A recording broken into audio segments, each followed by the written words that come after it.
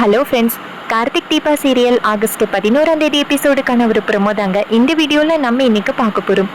எபிசோடை ஸ்டார்ட் பண்ணுறதுக்கு முன்னாடி இந்த வீடியோவை மறக்காமல் லைக் பண்ணிக்கோங்க. உங்களுடைய ஒவ்வொரு லைக்ஸும் தொடர்ந்து வீடியோ போடுறதுக்கு எங்களுக்கு கொஞ்சம் இன்ட்ரெஸ்டிங்காகவும் என்கரேஜிங்காகவும் இருக்கும். எபிசோட் எப்படி ஸ்டார்ட் ஆகுதுன்னா, ரம்யா தீபா வீட்டுக்கு வராங்க. அங்கே வந்துட்டு புடவை செலக்ட் பண்ணிக்கிட்டு இருக்காங்க. அப்போ ஒரு போட்டி வச்சு யாரோட புருஷன் வந்து கரெக்டான கலர் புடவையை பொண்டாட்டி சூஸ் பண்ணியிருக்கிறத கண்டுபிடிக்கிறாரு அப்படிங்கிறது தான் போட்டி. அந்த போட்டியில் 3 பேருமே தோற்று போயிடுறாங்க. அப்போ ரம்யா நினைக்கிறாங்க, பரவாயில்ல, தீபாவோட ஹஸ்பண்ட் கார்த்தி தீபாவை அந்த அளவுக்கு புரிஞ்சு வச்சுக்கல அப்படின்னு ரம்யா சந்தோஷப்படுறாங்க. அப்போ அபிராமி சொல்கிறாங்க, எல்லாருக்குமே அவங்கவுங்களுக்கு பிடிச்ச புடவையை எடுத்துட்டிங்கல்ல, அது கொண்டு போய் எல்லாருமே பத்திரமா வைங்க. கல்யாணத்துக்கு இன்னைக்கு அதை வியர் பண்ணிக்கலாம். முக்கியமாக இன்னைக்கு அந்த தாலியை வச்சு பூஜை பண்ணலாம் அப்படிங்கிற ஒரு ஐடியாவில் இருக்கேன் அப்படின்னு. அப்போ ரம்யா நினைக்கிறாங்க, என்ன தாலியா? அந்த தாலியை தான் நம்ம திருடிட்டோமே. சரி, அந்த தாலி காணாமல் போனதுக்கான வருத்தம் ஒருத்தர் மூஞ்சிலையும் இல்லையே, என்ன நடக்குறீங்க அப்படின்னு ரம்யா நினைக்கிறாங்க.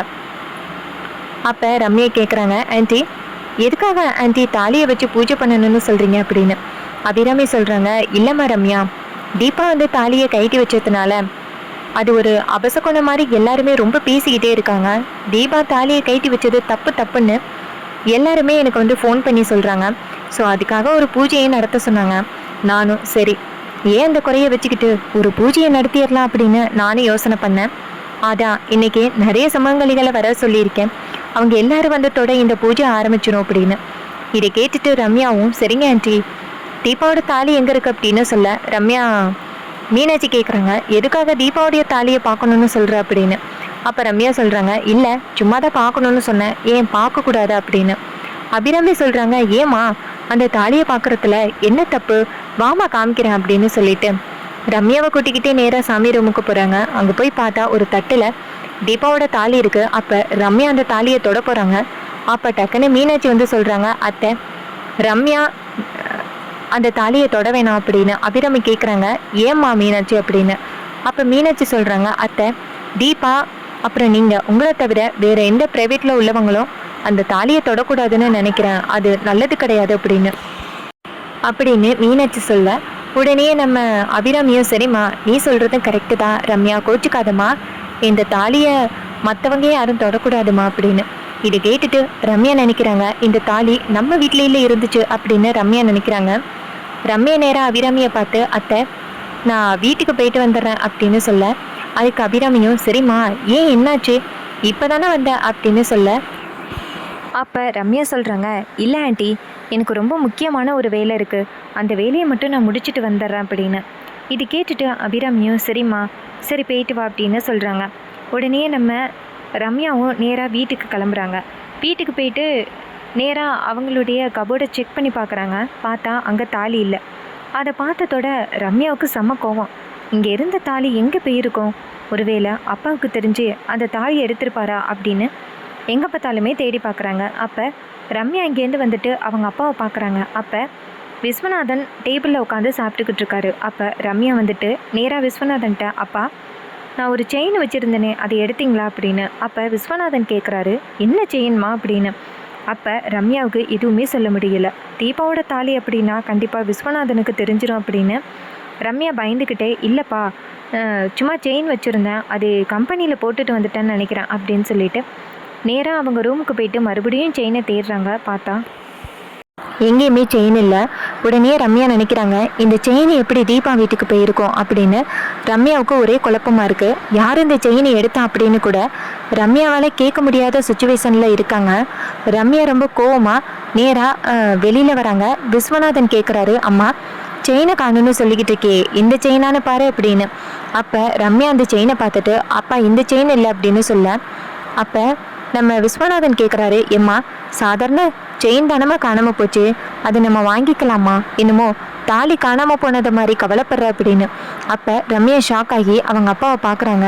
அப்போ விஸ்வநாதன் சொல்கிறாரு, இங்கே பாரு, அந்த மாதிரி ஒரு செயினை நான் உனக்கு வாங்கித்தரேன், நீ கவலைப்படாதம்மா அப்படின்னு சொல்ல, ரம்யா சொல்கிறாங்க, அப்பா அந்த செயினை என்னால் திரும்பி வாங்க முடியாதுப்பா, அந்த மாதிரி செயின் மறுபடியும் கிடைக்கிறதுக்கு வாய்ப்பே கிடையாது அப்படின்னு சொல்லிட்டு ரம்யா அந்த இடத்துலேருந்து போகிறாங்க. அப்போ விஸ்வநாதன் நினைக்கிறாரு, நீ எந்த செயினை பற்றி பேசுகிறேன்னு எனக்கு நல்லாவே தெரியும், தீபாவோட தாலியை பற்றி தான் நீ பேசிக்கிட்டு இருக்கேன்னு எனக்கு நல்லாவே புரியுது, ஆனால் நீ என்ன நினச்சாலும் கண்டிப்பாக தீபாவோட வாழ்க்கையை உன்னால் பறிக்க முடியாது.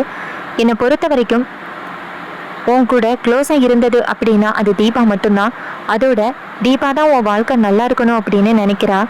இது வரைக்கும் நீ யாரு கூடயும் பெஸ்ட் ஃப்ரெண்ட்ஸாக இருந்ததே கிடையாது. ஆனால் தீபா கூட ரொம்ப க்ளோஸாக இருந்திருக்க. ஆனால் தீபாவோட வாழ்க்கையவே அழிக்கணும்னு பார்க்குற. ஆனால் தீபா அப்படி கிடையாது. உன் வாழ்க்கை நல்லா இருக்கணும் அப்படின்னு நினைக்கிறா. ஆனால் நீ அவளுடைய வாழ்க்கையை அழிக்கணும்னு பார்க்குற. இங்கே பாரு ரம்யா, நான் தீபாவுக்கு ஒரு பெரிய தூணாக இருந்து கண்டிப்பாக அவளை உன்கிட்டேருந்து காப்பாற்றுவேன் அப்படின்னு விஸ்வநாதன் நினைக்கிறாரு. இன்னொரு பக்கம் விஸ்வநாதன் நேராக கார்த்திகை கால் பண்ணுறாரு. கார்த்தி ஃபோன் அட்டன் பண்ணி சொல்லுங்க அங்கிள் அப்படின்னு சொல்ல விஸ்வநாதன் சொல்கிறாரு, கார்த்தி கொஞ்ச நேரத்துக்கு முன்னாடி ரம்யா அவளுடைய ரூமில் செயினை தேடி இருப்பா போல தாலியை.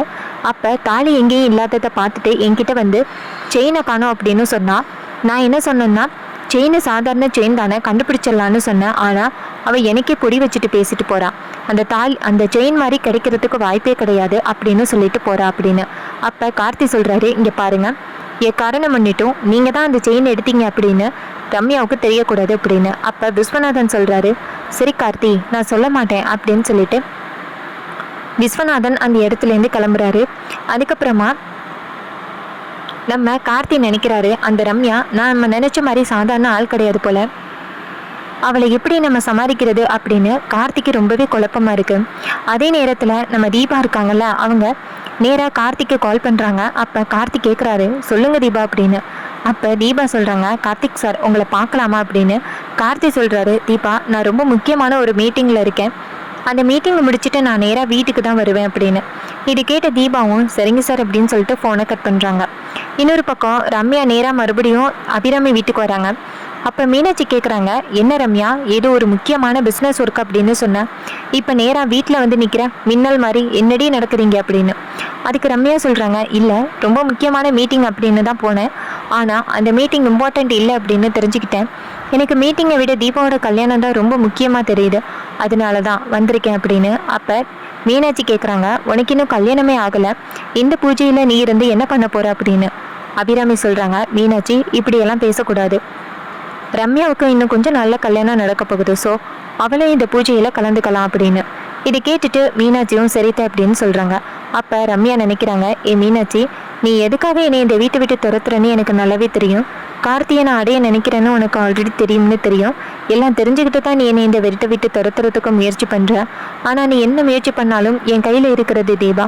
தீபாவை நான் எந்த அளவுக்கு ஏமாற்றி வச்சிருக்கேன்னு உனக்கு புரியாது. கண்டிப்பாக தீபா நான் சொல்கிறத கேட்பா, அதனால தான் நான் இத்தனை நாள் இந்த வீட்டுக்கு வந்து போயிட்டு இருக்கேன் அப்படின்னு ரம்யா மனசுக்குள்ளேயே நினைக்கிறாங்க. அந்த நேரம் பார்த்து மீனாட்சி நேராக ரம்யா கிட்ட, இங்கே பாரு இங்கே வந்து இப்படி ஓரமாக உட்காரு அப்படின்னு. ரம்யாவும் சரி அப்படின்னு சொல்லிட்டு ஓரமாக உட்காடுறாங்க. தாலிக்கான பூஜையும் நடக்குது. தாலிக்கான பூஜை நடந்து முடிஞ்சதோட எல்லாருமே வந்துட்டு தீபாவுக்கு அச்சதை போட்டு வாழ்த்திட்டு போகிறாங்க.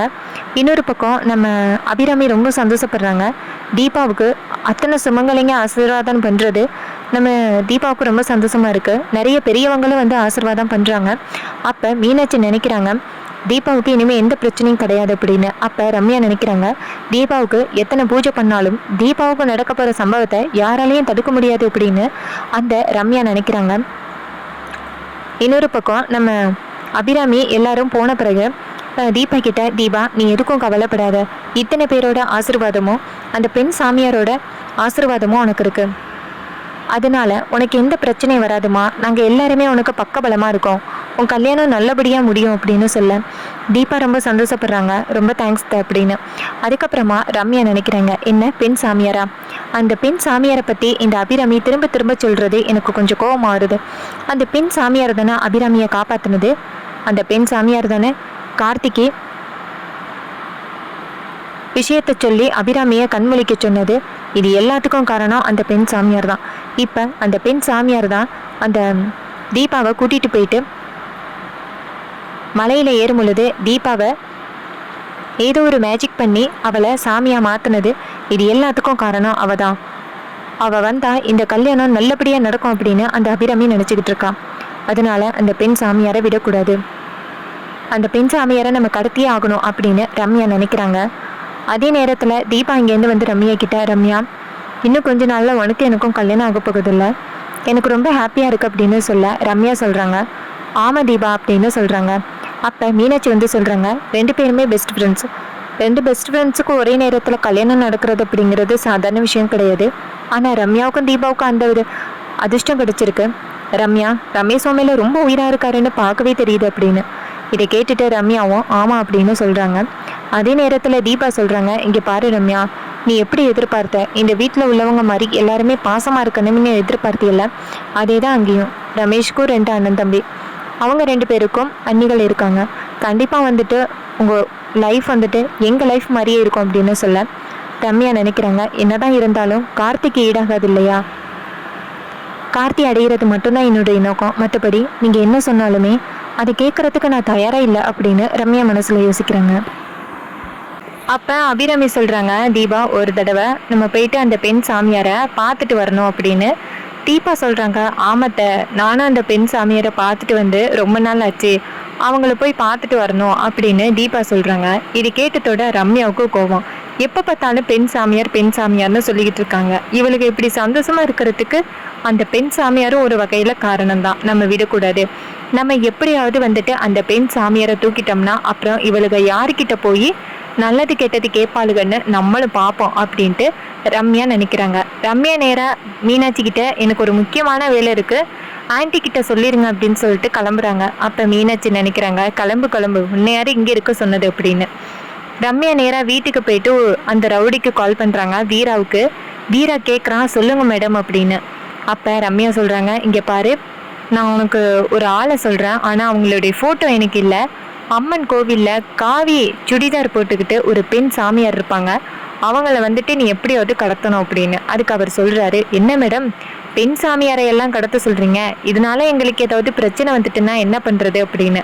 அதுக்கு ரம்யா சொல்கிறாங்க, இந்த காலத்துலேயும் சாமி பூஜை அப்படின்னு எல்லாம் நம்பிக்கிட்டு இருக்கீங்களா, அது ஒரு சாதாரண பொண்ணு தான், அந்த பொண்ணை நீ கடத்திட்டு வந்துட்டியன்னா போதும் அப்படின்னு.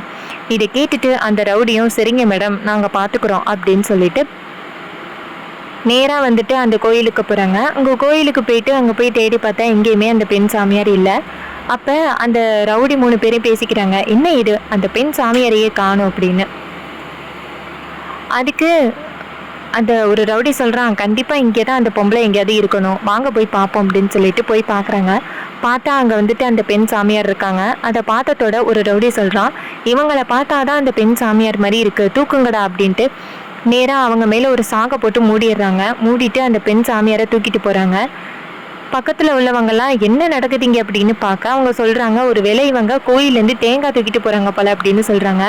டக்குன்னு அந்த ரவுடிங்க அந்த பெண் சாமியாரை தூக்கி கொண்டு போய் காரில் போட்டு தூக்கிட்டு போகிறாங்க.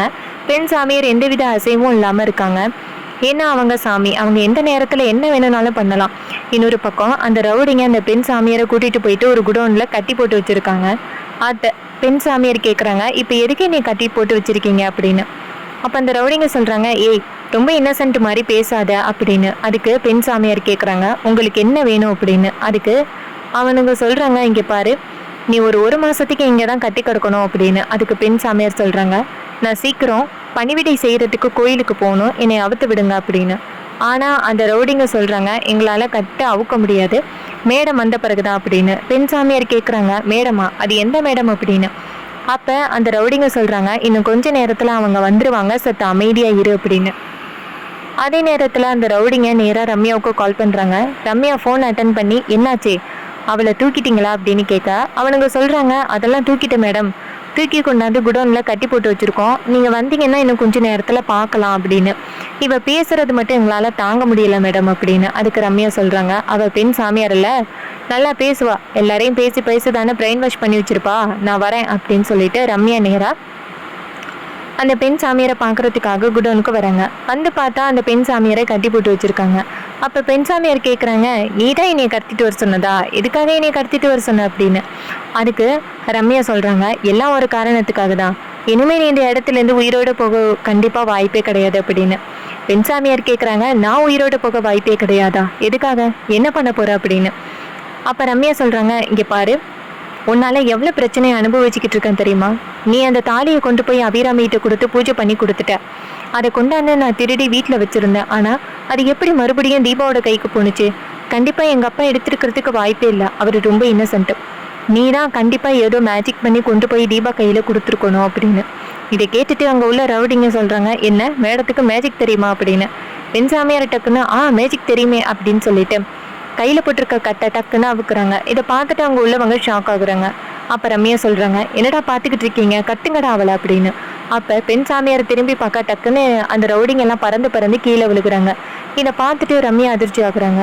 அப்போ பெண் சாமியார் டக்குன்னு ரம்யாவோட எதிர்க்க வந்து நின்றுட்டு, இங்கே பாரு, நீ எதுக்காக இப்படி பண்ணுறேன்னு எனக்கு நல்லாவே தெரியும். தீபாவோட வாழ்க்கையை கெடுக்கிறதுக்காக தான் நீ இப்படி எல்லாம் பண்ணிக்கிட்டு இருக்க. உன்னுடைய இன்டென்ஷனை தயவு செஞ்சு மாற்றிக்கோ, இல்லைன்னா உனக்கு தான் பிரச்சனை அப்படின்னு. அதுக்கு ரம்யா சொல்கிறாங்க, என்னால் முடியாது, கார்த்தியை நான் மனசார லவ் பண்ணிட்டேன், இதுக்கு மேலே என்னால் கார்த்தியை மறக்க முடியாது அப்படின்னு. அதுக்கு பெண் சாமியார் சொல்கிறாங்க, இங்கே பாரு, அவளுக்கு கல்யாணம் ஆகிட்டு, தீபாவும் கார்த்தியும் கடவுளால் நிச்சயிக்கப்பட்ட ஜோடிகள், அவங்கள பிரிக்கிறது வாய்ப்பே கிடையாது அப்படின்னு. அதுக்கு ரம்யா சொல்கிறாங்க, என்னால் பிரிக்க முடியும் அப்படின்னு. அப்போ பெண் சாமியார் நேராக ரம்யாவை பார்த்து, ஒருவேளை நீ அவங்கள பிரிக்க முயற்சி பண்ணியன்னா கண்டிப்பாக உன் உயிருக்கு ஆபத்து வரத்துக்கு வாய்ப்பு இருக்குது. நீ காப்பாற்றணும்னு கத்தும் போது கூட நான் பக்கத்தில் இருக்க மாட்டேன் அப்படின்னு சொல்ல ரம்யா கேட்குறாங்க, நீங்கள் என்ன கடவுளா என்னை வந்து காப்பாற்றுறதுக்கு அப்படின்னு. பெண் சாமியார் சொல்கிறாங்க, நான் கடவுள் கிடையாது, ஆனால் உன்னை காப்பாற்ற வேண்டிய சூழ்நிலை வரும், ஆனால் அப்போ நான் உன்னை காப்பாற்ற மாட்டேன் அப்படின்னு சொல்லிட்டு பெண் சாமியார் அந்த இடத்துலேருந்து போகிறாங்க. அப்போ ரம்யா நேராக அந்த ரவுடிகளை பார்த்து, என்னடா பார்த்துக்கிட்டு இருக்கீங்க, அவளை பிடிக்கிட்டா அப்படின்னு சொல்ல. அப்போ அந்த ரவுடிங்க சொல்கிறாங்க, மேடம், அந்த பொம்பளை நிறைய மேஜிக்கெல்லாம் பண்ணுறான், அவள் பக்கத்துலேயே போக முடியலை, எப்படி வந்துட்டு அவளை நாங்கள் பிடிக்க முடியும், என்னை மன்னிச்சிருங்க மேடம், என்னை விட்டுருங்க, நாங்கள் கிளம்புறோம் அப்படின்னு சொல்லிட்டு அந்த இடத்துலேருந்து கிளம்புறாங்க. இதை பார்த்துட்டு ரம்யா செம்ம டென்ஷன் ஆகுறாங்க. இவனுங்க கிட்ட ஒரு வேலையை கொடுத்தா இவனுங்க என்ன இப்படி சொதப்புறானுங்க அப்படின்ட்டு ரம்யா கடுப்பாக்குறாங்க. இன்னொரு பக்கம் ரம்யா நேராக வீட்டுக்கு வராங்க. வீட்டுக்கு வந்துட்டு கோவமாக உட்காந்துருக்காங்க. விஸ்வநாதன் வந்து கேட்குறாரு, என்னம்மா இன்னும் கொஞ்ச நாளில் உனக்கு கல்யாணம் நடக்க போகுது, ஏமா இப்படி முகத்தை சோகமாகவே வச்சுக்கிட்டு இருக்க அப்படின்னு. அதுக்கு ரம்யா சொல்கிறாங்க, அப்பா நான் உங்ககிட்ட கல்யாணம் பண்ணிக்கணும்னு நான் கேட்டேனா, ஏதோ தீபா மனசு கஷ்டப்படக்கூடாது, அபிராமி மேடத்தோட மனசு கஷ்டப்படக்கூடாது அப்படிங்கிறதுக்காக தான் நான் கல்யாணத்துக்கு உடனே சரின்னு சொன்னேன். ஆனால் நீங்கள் பாட்டுக்கும் எவனோ ஒருத்தனை கூட்டிகிட்டு வந்துட்டு அவனை தான் கல்யாணம் பண்ணணும் அப்படின்னு சொன்னால் என்னால் எப்படி கல்யாணம் பண்ண முடியும் அப்படின்னு. அப்போ விஸ்வநாதன் கேட்குறாரு, ஏம்மா என்னாச்சு, அந்த பையனை பிடிக்கலையா, அவன் தான் ரொம்ப நல்ல பையனாக இருக்கானே, பிஸ்னஸ் நடத்துகிறான், அதுவும் உனக்கு ஈக்குவலாக பிஸ்னஸ் நடத்துகிறான், இதை விட உனக்கு என்னம்மா வேணும் அப்படின்னு. அதுக்கு ரம்யா சொல்கிறேங்க, இங்கே பாருங்கப்பா, ஃபஸ்ட்டு அவனை பார்க்கணும், புரிஞ்சுக்கணும், அவன் எப்படிப்பட்ட கேரக்டர்னு தெரிஞ்சுக்கணும். எதுவுமே இல்லாமல் நீங்கள் பாட்டுக்கும் ஏதோ ஆடு மட்டும் பிடிச்சி கொடுக்குற மாதிரி பிடிச்சி கொடுத்தா என்னால் எப்படி அவன் கூட சேர்ந்து வாழ முடியும் அப்படின்னு. அப்போ டக்குன்னு ரமேஷ் அந்த இடத்துல வந்து நிற்கிறாரு. ரமேஷை பார்த்ததோட ரம்யா அதிர்ச்சியாகி எந்திரிக்கிறாங்க. அப்போ ரமேஷ் கேட்குறாரு, மரியாதையெல்லாம் கல்யாணத்துக்கு அப்புறம் வந்தால் போதும் டார்லிங், இப்போ நீங்கள் உட்காரலாம் அப்படின்னு. இதை கேட்டுட்டு ரம்யா செம்ம கடுப்பாக்கி மறைக்கிறாங்க. அப்போ விஸ்வநாதன் சொல்கிறாரு, வாங்க மாப்பிள்ள அப்படின்னு. ரமேஷ் சொல்கிறாரு, மேடம் ஏதோ பேசிக்கிட்டு இருந்தாங்களே, அதான் காற்றுல வாங்கினேன், அதாவது அவங்களுக்கு என்னை பற்றி தெரிஞ்சுக்கணும் அப்படின்னு தானே நினைக்கிறாங்க, அதுக்கு ஒரு சின்ன அவுட்டிங் டேட்டிங் மாதிரி போயிட்டு வந்தால் நல்லா இருக்குமே அப்படின்னு. இதை கேட்டுட்டு ரம்யா சொல்கிறாங்க, உன் கூட வெளியில் வரணுமா, வாய்ப்பே கிடையாது அப்படின்னு. அப்போ விஸ்வநாதன் சொல்கிறாரு, இங்கே பாருமா ரம்யா, நீ என்ன சொன்ன, ரமேஷை பற்றி தெரிஞ்சுக்கணும், ரமேஷ் எப்படிப்பட்ட கேரக்டர்னு தெரிஞ்சுக்கணும் அப்படின்னு நீ தானே சொன்ன. நீ நினச்ச மாதிரியே இப்போ ரமேஷ் வந்துட்டாரு, அவர் கூட ஒரு 15 மினிட்ஸ் டீ ஷாப்புக்கு போயிட்டு வா, அவர் எப்படிப்பட்ட கேரக்டர் அப்படின்னு தெரிஞ்சுக்கலாமே அப்படின்னு. அப்போ ரம்யா சொல்கிறாங்க, அப்பா முன்ன பின்ன தெரியாதது கூட போக முடியாது அப்படின்னு. அதுக்கு ரமேஷ் சொல்கிறாரு, இங்கே பாருங்க மேடம், இப்போ தானே சொன்னீங்க முன்ன பின்ன தெரியாதவரை கல்யாணம் பண்ண முடியாது அப்படின்னு, கொஞ்சமாவது தெரிஞ்சுக்கணும், அதுக்கான வாய்ப்பு வேணும்னு சொன்னீங்கல்ல, அதான் வாங்க டீ ஷாப்புக்கு போயிட்டு வருவோம் அப்படின்னு சொல்ல ரமேஷ் சொல்கிறாங்க, தேவையில்லாமல் பேசாத, எனக்கு ஒர்க் இருக்குது அப்படின்னு சொல்லிட்டு கிளம்புறாங்க. அப்போ ரமேஷ் சொல்கிறாரு, பரவாயில்ல மாமா, நீங்கள் எதுக்கும் கவலைப்படாதீங்க, நான் எப்படியாவது ரம்யாவை ஏன் வழிக்கு கொண்டுட்டு வந்துடுவேன் அப்படின்னு. இதை கேட்டுட்டு ரம்யா திரும்பி பார்த்து ரமேஷை முறைக்கிறாங்க. அப்போ ரமேஷ் டக்குன்னு, ஆஹா மேடம் முறைக்கிறாங்களே அப்படின்னு சொல்லிட்டு ரமேஷ் சொல்கிறாரு, சரிங்க மாமா, நாளைக்கு பார்க்கலாம், டார்லிங்கை பார்க்காம என்னால் இருக்க முடியல, அதான் வந்துட்டு போனேன் அப்படின்னு. இதை கேட்டுட்டு ரம்யா முறைக்கிறாங்க. ரொம்பவே சூப்பராக அப்கமிங் எபிசோடு இருக்க போகுது. இதே மாதிரி இனிமேல் அப்டேட்ஸ் வேணும்னா இந்த சேனலை சப்ஸ்கிரைப் பண்ணிக்கோங்க. இது வரைக்கும் இந்த வீடியோவை பார்த்தவங்க எல்லாருக்குமே ரொம்ப நன்றி. அடுத்த வீடியோவில் பார்க்கலாம். தேங்க்யூ ஃபார் வாட்சிங்.